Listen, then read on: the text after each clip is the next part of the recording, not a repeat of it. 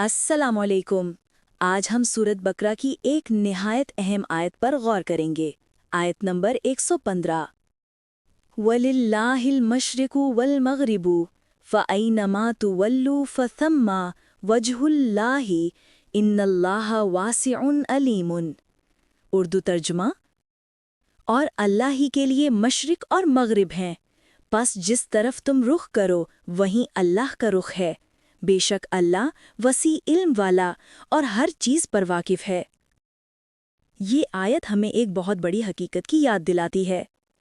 اللہ ہر جگہ موجود ہے، چاہے ہم مشرق میں ہوں یا مغرب میں، اللہ کا رخ ہر سمت میں ہے۔ یہ ہمیں یہ سکھاتا ہے کہ عبادات میں سمتیں اہم ہیں، مگر اصل مرکزیت اللہ کی ذات ہے۔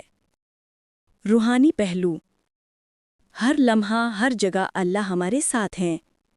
چاہے ہم تنہا ہوں یا بھیڑ میں، اللہ کی موجودگی کا احساس ہمیں سکون دیتا ہے۔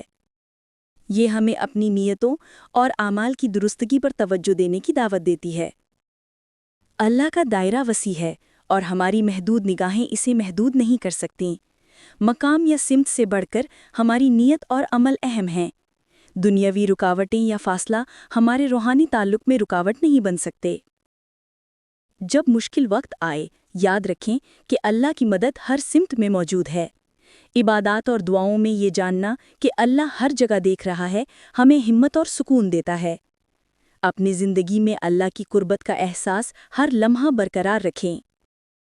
آئیے ہم اپنی توجہ اور دل کو اللہ کی طرف مرکوز کریں۔ چاہے آپ کہیں بھی ہوں، یاد رکھیں اللہ ہر جگہ ہے اور وہ ہر چیز سے واقف ہے۔